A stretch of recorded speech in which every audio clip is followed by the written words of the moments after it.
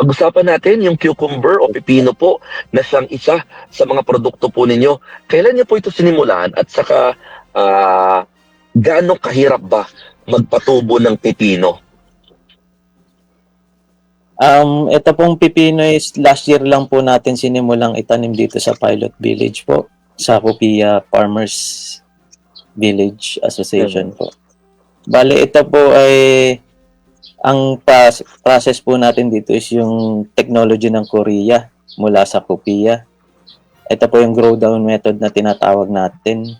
Gumagamit po tayo dito ng open pollinated variety, yung Omiya po ng Rushmore.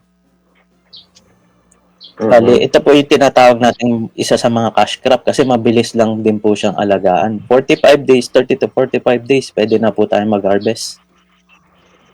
Mm.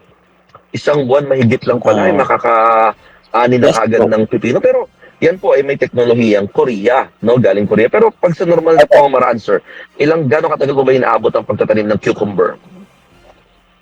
ganun din po, pero dito po kasi sa Korean technology, yung tinatawag na grow down method, ito po yung kayang pahabain yung lifespan ng ating cucumbers.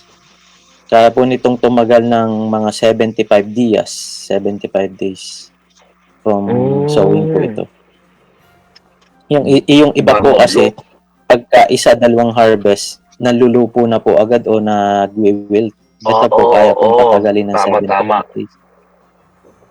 Ayun, so mas mahaba-haba pala yung kanyang ano 'no, kumbaga, mas magmukha siyang fresh 'no, dito. Opo, Pero mas sir, mahaba po yung yung pamumunga niya. pagtatanim oo, yung pagtatanim po ng pipino, mahirap po ba in a way na ano ho ba yung mga dapat lamang isaalang-alang dito?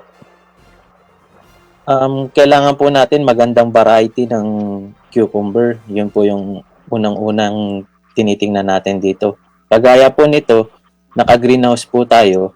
Ito po yung mga ano, self-pollinating variety. Hindi na po nito kailangan ng pollinator, yung mga bubuyog. Ito po Mhm. nagse-self-pollinating na po sa loob mismo ng greenhouse. Kaya namumunga po ito. Kaya mas kung pagdating po sa productivity ng halaman, marami po siyang napoproduce na bunga kahit nasa loob ng greenhouse. Mhm. Pero ang pipino po ba ay matakaw din po sa tubig o mas kailangan 'to ng Yes. sunlight? Paano ho ito, dapat isaalang-alang? Baka mamaya yung mga kababayan po natin na nasa condo, baka gusto nila magtanim ng pipino, puwede Uh, ba? ang pipino po, matakaw po sa tubig to. Kailangan po ito'y laging moist ang lupa natin. Tapos, syempre, alaga sa fertilizer, yung usual nating ginagawa. Dito kasi, sa Lokbang kasi maulan po, kaya kasama sa protocol natin yung fungicide. Isa po yun sa mga dapat isaalang-alang natin.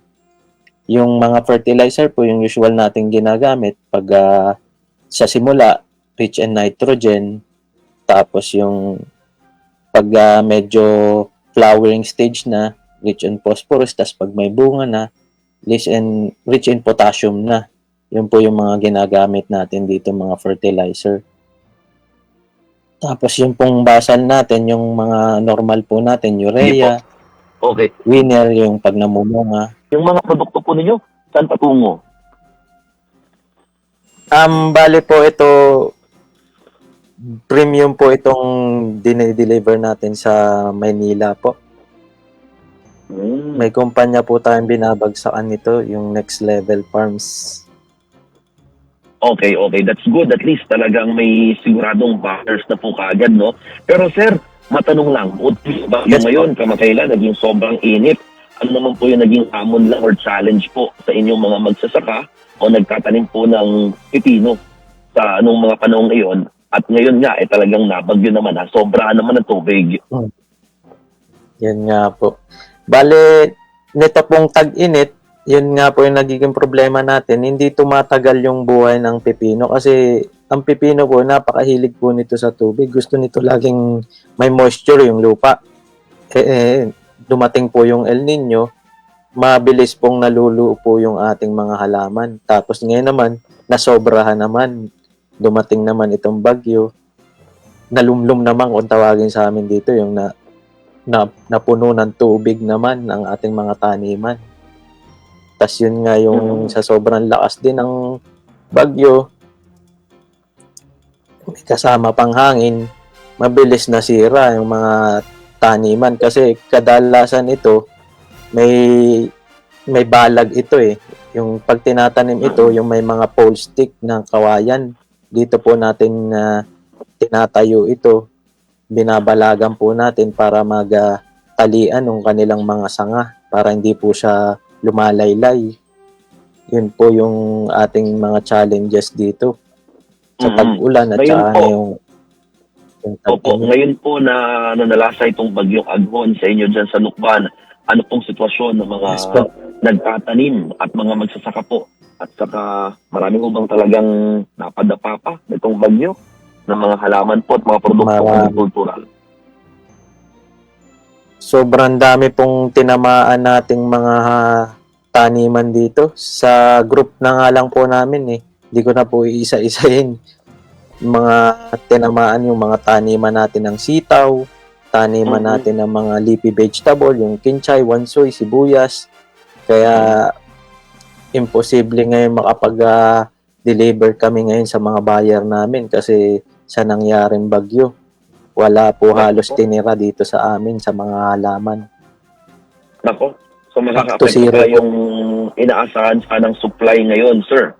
Ngayong week or Yes ngayong po, weekend? ang na to? inaasahan lang po namin pan-deliver ngayon yung sa nakatanim po sa greenhouse. Titingnan po natin kung ilan yung mga nakasurvive. Nako.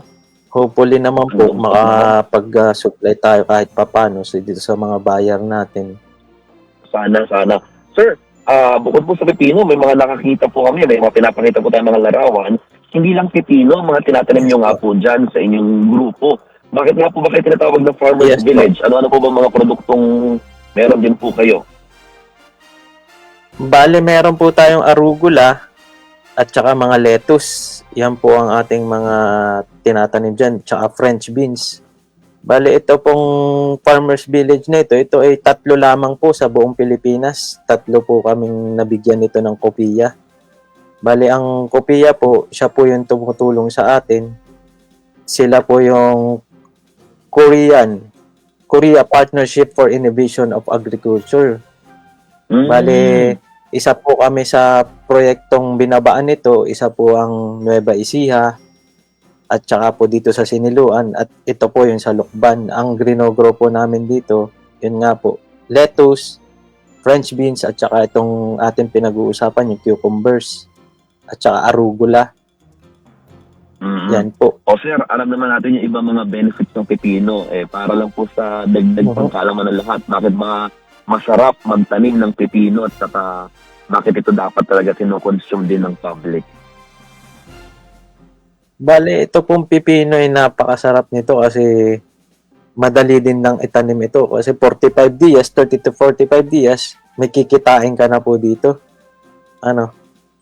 Hindi po siya kagaya ng ibang tanim na inaabot ng 90 days. Oo, 3 buwan. Kagaya ng mga kamatis. Oo, ito considered as Isang cash buwan lang crop pa na na mahigit. mabilis Meron na pagkakitaan. That's good. Ang tanong, nagtuturo rin po ba kayo sa mga gustong matutong magtanim ng pepino kung sakasakali, sir? Yes po. Open naman po ang ating Farmers Village na magturo sa ating mga willing na mag-volunteer sa ating site dito sa Lukban. Anytime po pwede silang mag-walk-in dito at tuturuan natin po sila ng pagtatanim ng pepino. On hand. From seedling, tapos po yung sa pag-sow hanggang sa production po, harvesting. Aba, kompleto pala. O dahil dyan, sir, paano ba kayo mapupuntahan o makukontak? Although ngayon talaga medyo mga kapatid, hindi po tamang timing, no? Dahil nga may bagyo, no? Yung bagyong Aghon. Pero kung sakasakali, sir, how to contact you sa mga interested po na magkaroon ng idea in terms of hindi lang pipino, kundi magtanim ng mga agricultural products? Bale, pwede po silang magtungo dito sa aming area po sa Lukban, Quezon. Sa Barangay Culapi po, malapit lang po ito sa SLSU, hindi na kayo maliligaw. Southern Luzon State University po. Kalapit lang po ito, makalagpas lang ng tulay. Barangay Culapi, Lukban, Quezon po. Pwede ninyo pong kontakin ng numero po sa 0917-821-7558. Yun po. Yun. O, Kopi sino at bang gustong batiin, Farmers sir? Village. Baka gusto kang batiin mo muna. Binabati ko po yung mga kasamahan natin dito, mga farmers dito sa Lukban. Sana po ligtas po tayo at ang ating mga pamilya.